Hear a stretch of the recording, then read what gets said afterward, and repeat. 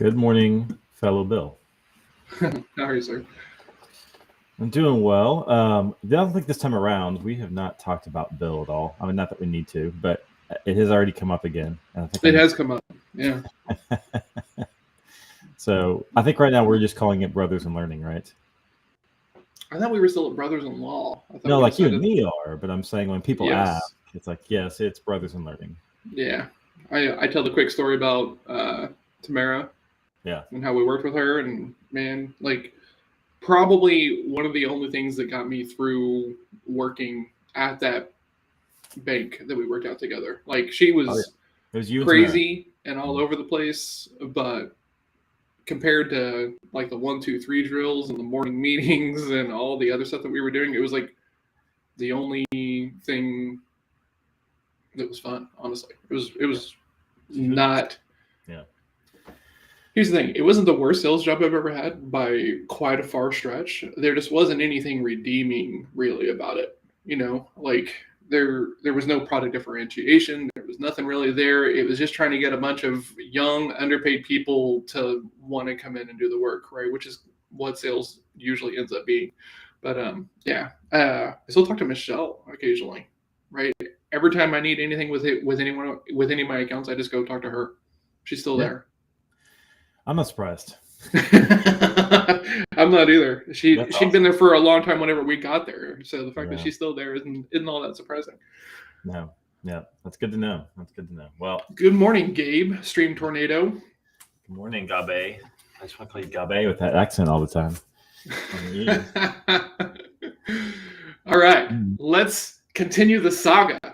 Let's yes, let's bring it. Okay. So catch everyone up. So maybe if you haven't heard. So let's talk about one thing. I am not explaining this thing very well. Like this is one of those moments, like when I went into my sales coaching class and I was like, "Hey guys, shouldn't it be like cool if we enjoyed our conversations, even if they didn't like need to hire us?" And everyone was like, "Are you crazy?" Like it was like a big deal at the time. This feels like that exact same moment because I'm not explaining it very well. Okay. So hopefully, like in 5 years, I'll be able to explain this. So. I was talking yesterday about how I received a message from someone who needed some help. Well, I thought it was hilarious. Well, that person watched the stream yesterday and sent me a message immediately after the stream and said, "Hey, John, saw you roasted me," right? I'm not actually roasting anybody. And this is the part I'm not explaining very well. Like, that is a great DM. That is a great way to build some rapport and to build some relationship. If they were all this way, yes, nobody would have any concerns about the cold DM strategy as a way of starting conversations and building relationships. But it's not there, right? You have these, and you sent me a screenshot of a particularly egregious one yesterday. Not a question, nothing in there at all, just a bunch of presumptuous and not even all that great copy, and not a question. So nothing that invites a response. So here in a couple of days, when I'm sure Jake's going to get a poke and a follow-up, "Hey, dear sir, did you have a chance to look at the thing that I sent over?" Yeah, I did. But since you didn't ask me any questions, there was nothing to respond to. Yeah, exactly. Yeah. So since you didn't start a conversation, you just shouted at me. You're right. I did see it, but I haven't responded. Is that what you're looking for? Because what I love to do, I don't do it near often enough, is people will say, "Did you see my last message?" Yes. Yep. Ask a direct question, you get a direct response. That's right. So, yes. So, good morning, Shinto. Chantel, what is up? You're up early. Well, maybe not. So, me and this person had a great back and forth, right? Because once again, I'm not frustrated with anybody. This is the thing that I want everybody to be doing, because you know what? Just gonna be really honest. This is how I network and prospect, right? Like, I find people that are putting out content that I enjoy. I engage with that content. I build relationships with that person because people who are creating good content are fascinating to me. And then we form a relationship. And if they need something later on, cool. If not, also cool, right? Because just because I'm reaching out to somebody and saying, "Hey, cool stuff, how'd you get there?" doesn't necessarily mean that I have something that I'm dying to sell you or dying to offer you. I might just be interested in you in your business path. There's the trap though, right? And this is where I kind of like slander the guy a little bit, because based on my, experience getting these types of DMs, there's almost always another one coming right behind it with a sell. Right? Sure. And so it's even hard to reach out for help these days when you have a headline that says, I help high ticket closers, blah, blah, blah. Oh, yeah. Do you want more, blah, blah, blah, blah. So it's almost like I feel like those people should change their headlines, because it's become a headline that people avoid now. Like just the headline will go, nope, my answer not one. And Chantel, sorry, how's your dog? I saw your post. I hope your dog's doing okay. That's I just want to hear, because she's got an awesome dog that used to be on our podcast, The Unlearned Show. Okay. That would poke his nose up, and it's like a service dog of sorts, and awesome dog. So anyway. Oh my goodness, I hope they're okay. Yeah. Gabe. Yes. I love a little slander. Look at that. Gabe, he's just poking. Just always. I know. You know me. But I'm just saying, I'm the optimist between the two of us if we were comparing. And I'm like, there's something coming. Well, I mean. And he said there wasn't, to be clear. But like, here's the end though, right? Like I would, the one I sent you yesterday, I would rather have that. No, you wouldn't. You would not. If it's well done, I'm saying if it's well done. Okay, how do you make it well done? Well, that's your department. I'm just saying. I'd say I'm a D, right, on the disc. I'm a D. I would rather you hit me with something direct, with something that would catch my ear. I would go, I might be interested in having a conversation about that, rather than getting one or two DMs about, hey, I saw your show, I like what you're doing, da da da da da. The next DM, by the way, like I knew the by the way was coming, and since I'm a D, I most of the time would rather just get the ask. Now, because I'm an I wouldn't mind you also saying, hey, I saw your stream, I like it, but can I be direct with you? Here's what I'm actually here for. You can give me a little stroke, but zero problem with that. I have zero problem with that. You're going to be seen as someone, you're not just going to be seen as someone who just wants to make a pitch, right? Like, and this is really the big thing, because since everyone is so electronically focused, emails and text messages, and like, if I don't care how big of a person you were, if we were at an event and I walked up and I said, oh my God, Jake, I love your stream. It is so good. I've been watching it and everything. Nobody would have any concerns in the world. No. Right. I would just be there and I would just be a fan. Right. And then if I was like, hey, I might also be able to help you out, there also wouldn't be any concerns about that, because of it just being a human conversation. Sure. The minute we put this into an electronic conversation and the history stays there for forever, it changes a little bit in our minds. So kind of like what we were talking about yesterday, all those people who were like, well, I accept cold calls because I'm a salesperson, and they're in auditing mode and not actually appreciation mode. Right. I feel like there's a little bit of that in the thing. Just be direct with me. Like, let's just get it over with.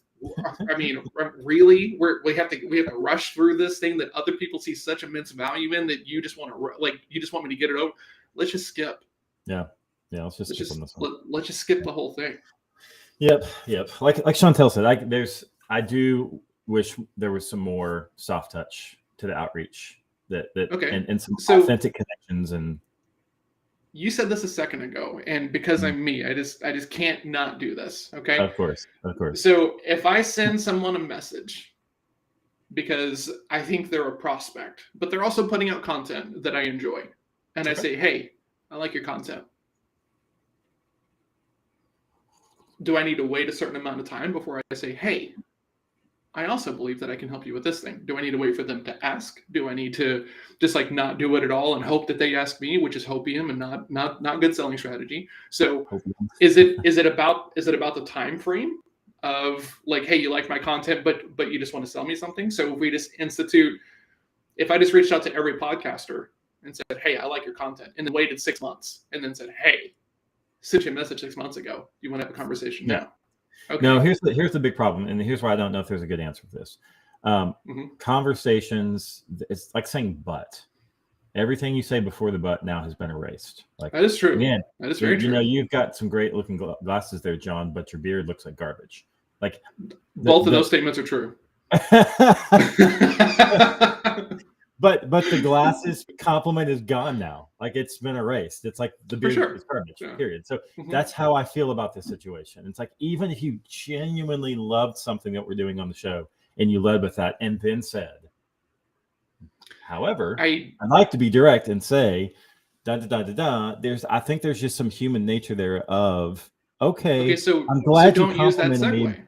but that was you. I feel like you complimented me so that you could ask me for something. So that's why I'm saying I'd almost rather just hear the direct ask. So, okay, let me ask. We're getting so deep in the weeds here about this one little thing. So sorry, guys. So does it? Well, this matters because like this is how lots of people jumpstart their conversations. Like, and there are people like Pat Flynn who has a podcast who says, "Hey, if you want a fair shot at having a conversation with me, go interact with my content and then do the reach out because I'm going to be way more willing to engage with you if I don't know you, if you're engaging with my content." So there are people out here who are saying this is the way to get in my calendar to have conversations with me and stuff like this. So salespeople and marketers are gonna take it because they ruin everything. We've already talked about this, right? So, so this is the thing that's going on. So what if I just, is it the steepness of the compliment and then the drop down of the butt? So if I just say, hey man, I saw your show, I enjoyed it. It talks about some things that I spend a lot of time talking about. Is that it? Because now it's you have cohesion, or you have consistency in your message. Okay. Like, I heard this thing on your show. Oh, he's listening to me. Compliment. And but you didn't start with, hey, I love your hair. Can I help you with your sales? Like, what? Like, what does that have to do with anything? Yes. So it's got to be more tied together, and then it's okay. Cohesion. Well, I think the cohesion just feels nicer. It feels like a more natural ask. That's all. This is just interesting. This is fascinating to me. Let's see. Gabe here. Let's just skip the exam and give me the needle and cheek so I can get to my steps class. Why rush it? Enjoy the ask. Well, clearly we do. We're talking about it on the show for 10 minutes now. We do. Yeah, for sure. And this is just fascinating because there are people who, right, like I plot everything on a line, right? And the line is like, a sequence line, right? And so I'm thinking of Jake as far as being like over here, and I'm probably here-ish. I'm a bit more direct than Jake is when it comes to this stuff. And I also don't look for the reasons that it doesn't make sense. And some of this stuff, I just go out and try it. On sales side, marketing side, I'm still hampered because it's newer for me. And so I don't feel as confident, but hey man, I like your show. I think I might be able to help you. Can we have a conversation? I don't have any problem making that ask and contextualizing it for the ways that I do it. I don't do the thing where it's like, oh my God, I love your show. I love your show so much. I'm such a big fan. I have all of your stuff. And also, can we have a meeting? I don't do that. So I think maybe the distance between the compliment and the ask is really the thing that you are talking about here. I don't think it matters as much, but I just meant that it's a better ask when it's more cohesive, when it's more related to what your compliment is. When it's related to what you can do for me, I think that is a naturally better ask. That's really the distance between you. I see what you're saying. Obviously, you don't want to wait 6 months, but you can't wait 6 months. No, you can't. You can ask him the same DM, is what I'm saying. The distance is a big deal. Okay. Yeah. Well, that's what I was trying to uncrack. Is it about a timing element? Do we have to ask 17 questions before we ask for a business question to make sure that we're being right? Well, no. I prefer the direct. Yeah, but that's because I'm a D. So I don't know if someone who is an I or an S might feel differently about that exchange. Maybe they want some of that, right? Because I have the I, right? I have a fair amount of I. But there was a guy the other day in a Facebook group, in a marketing Facebook group, and he was complaining about cold DMs. And he was like, it makes the internet an unsafe place. Yeah, thank you. That's exactly what I did, right? I said, are you browsing the internet with kitty mode on? Your biggest concern about the internet is a cold DM that you can ignore, or in a high functioning communication, we say, hey, I'm not a lead for you. Thanks a lot. Please get out of my DMs. If this is the most dangerous thing about the internet for you, I don't know what internet you're using. Honestly. Yeah, I mean, just maybe start with Reddit and see where that takes you. If you want to talk about dangerous, I mean, that's the beginning. It was, I was astounded because and then I go and I look at his profile, and of course he's a marketer and he sells people on ads versus cold DM. So he's hyper positioning himself and everything. It's like that. There it is. Yeah. But he was beating this drum. I don't think it's just positioning. I think he's genuinely deathly terrified of DMs, in which case you're not going to make it as a business owner, I don't think. But, I hope the best for the guy. I did so little cold DMs and I've been fine. I think there are ways around it, but you will never be a salesperson. That's for sure. Well, okay, so but the way this guy was talking about it, he doesn't dislike them. He's actively scared of someone who he does not know sending him a message. Got it. Right. That would make for a bad business owner. Yeah, that's gonna make you a terrible business owner. Okay. Sorry. Yeah, scared is not something you can be. Yeah, absolutely. So interesting conversation for me today as Mr. C, who's got to like twist the knobs and know where everything kind of sits and stuff. So, but okay, so we actually veered off course, right? So back to the very beginning. Back to the thing. So this person is starting a stream, right? And this show is about content because if you're not paying attention, we're creating it like right here in front of you, right? And we've also built other content things in the past. So we're going to have people on the show who have streams and followings and have built cool pieces of content. I also want to talk to people who haven't started yet, right? Because I have the curse of knowledge. I know what this feels like. I know what it looks like. I don't have any problem doing it. Jake is the same way. Done a podcast. I've written a book. I've done all these things. Jake has done things as well. Let's talk to people who are like just starting out about content and what they're concerned about and, all of that stuff. Because I think that's going to be more helpful to lots of people than, how easy this is, stuff like that. Yeah. So do you have 3 lights? Do you have 6? Yeah, exactly. And what kind of camera? So his name is Chris. Chris is going to be coming on the show. We're going to pick a date and stuff like this. It's going to be awesome. I'm super excited. But yeah, that was. So it turns out he's really just starting a show. Yeah, he really is just starting a show. And I never had any for our show. He actually likes our show too. So now we're both big a-holes. Yes. Hey, I wasn't an a-hole. I was not honestly bagging on the guy. I was saying this should be the example that everybody is doing. Spend a little bit of time to get to know me before you do your cold reach out, which means you can't do 1,000 of them in one day.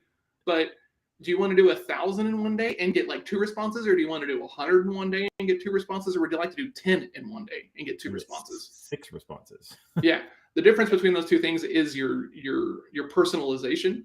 How much you like study that person, how much you figure out what they want to talk about, and make your outreach around those things. So if they're producing content, make it about their content. You're going to have an easy conversation. You can figure out where they are. So that was all I was saying. If they were all like that, more people would be in sales. For sure. That's just that's how a C gives a compliment. Exactly. Less. That's about as warm and as glowing as I could possibly be. Okay. Well, good. That's fun. I'm actually really excited about having him on now. It's gonna be rad. He can roast us on the air. Like he can tell us what we did wrong. Yeah, absolutely, for sure. Yeah. So cool. Okay, cool. So, man, yesterday was a deep learning day. Like I had 2 webinars. I did one about being a purpose-led organization and some organizations that do it. You would have dug it. It was right in your wheelhouse. They talked about being like Schedule B. They talked about Patagonia. They talked about Unilever. They talked about all this stuff and how to do it the right way. The guy who was giving the presentation, he's purpose-led because a portion of every dollar that they collect goes to, there's a nonprofit that provides prosthetic legs to people in Africa. If they have to have a leg amputee, right? And so since their thing is our marketing is going to give you legs, they partner with them. They take a proceed of it. And so it's in their marketing. He was talking about using your purpose in your marketing and kind of making it forward facing without it being cheesy and stuff like that. Really great presentation. That was in the Bootstrapper community. And then later on in the afternoon, Maven, which is like a course building platform, they had a presentation it was talking about how to build your first course and the things to avoid and stuff like that. And it had a person that I've been following on Twitter. She works at Spark Toro with Rand. Her name is Amanda. And she was talking about building her course on there. Both of them were super, super, super good. If you're not going to webinars to upskill yourself, you should be, right? Especially if you're working out for yourself, because you're like being good enough just is the first level of complacency, right? So I love that stuff, but you just have to find the right webinars to go to, right? Like the purely educational ones and not the sales pitchy ones. So, but there's a bunch of people out there who want to help you get better. You just have to find them. Yeah, that's the trick for sure. Yeah, we actually get paid to read books at my new company. So every book that we read and do a book report on, it's just 4 questions. Comes as a bonus once a quarter. I have a book club and everything. I know. When that got me excited. I was like, Hold on a second. Excuse me. So I've already got 4 books down for my quarterly bonus. Look at that, man. Yeah. I'm jealous. This is what jealousy looks like over here. Like I was literally like posting a tweet talking about the learning that I did yesterday, and at the bottom of it, I was like, I wish someone would just pay me to learn. But I ran out of room in the Twitter and the tweet, and now you're just in here talking about you get paid to read. There it is, right there. It's fascinating how that works. I met a sales nerd yesterday who awesome person, right? We got connected whenever I was trying to get questions for Moose, who was our guest last Friday. And so we got connected. We had a call yesterday. Couldn't be more aligned about the things that need to change and shift. And she's going to be starting a podcast or a live stream and has a partner, and she's a high ticket traveling closer, right? So she just takes calls for offers. She works from wherever she wants. She did insurance for like a long time before that. So very, very, very cool person. Shared the book with her. So yesterday was a super solid day for networking and upselling. So you'll be excited because Wednesdays, you'll just know now, Wednesdays is when I have training with Marcus. We do role plays. We do. Oh, how'd that go? We did flinch exercise yesterday where basically he throws a major curveball at you and you just respond. You just have to respond to the angry owner or to whatever it is. Oh yeah. It's intimidating. It's because you never know what's coming at you. One of the scenarios that we talked about was have an owner that no, I'll tell you the flinch exercise. That was a fun one because you'll love this. It's around cost, right? So he's like, all right, I'm just gonna, and everyone in the circle he gave a different thing to, but to me he goes, all right, Jake, you're first. You ready? You're first. Yeah. He goes, $10,000, Jake. It's $10,000. Yeah, it sounds like a lot. Yeah, that's a lot of money for me, at least. I understand. It sounds like maybe it's too much. Well, I mean, it seems like 10 grand should probably get me a whole lot. And I don't know. It just feels like a lot. Okay, so help me out, Jake. I'm confused. Do you think you're not getting like $10,000 worth of potential value and ROI, or does it just seem like expensive because you've never really looked at a program like this before? Well, I mean, in the past, I've had an agency and I've paid them like maybe $5,000, and I 10 just like double that. That's heard. Seems like a lot. I understand completely. When you were working with that marketing agency and you were paying them the $5,000, were you getting the results you were looking for? Well, no, not really. I mean, there's a little bit, but okay. Do you think that for the dollar amount you should be paying, you should be getting more results than you were getting from them? Oh yeah, for sure. Okay, but not paying more to potentially have even more outcome. I mean, maybe. I mean, it just depends how that worked. That makes sense, Jake. Okay, cool, that's cool. We did something similar, in the way he told us to go was, how much do you make when you sell something? Yeah, that works. That way, you can do that too, right? Like, you can always boil it down to like an ROI if you're good enough, and you can use that stuff, right? Because everyone has an ROI metric that they're looking at, even if it's not like revenue, right? There's an internal metric that they're thinking about and stuff like that. It might be proposals, it might be deal closes, it might be something else like that. So when you know that metric, it becomes very easy to make it an ROI driven kind of conversation. Okay, so when you close one of these deals and you add your MRR, what does that look like? Well, it's okay, and now you're speaking their language, right? So the conversation can be deeper and you get a lot further. I try to not ROI everything at this stage because as a C, that's my preferred way to sell. Well, let's just plot this and see if we can figure out and make the math work right? And so since that's my wheelhouse, most of the people I'm talking to are not C's, so I can't stay over here in math intellectual land. I got to show them some vision and stuff like that.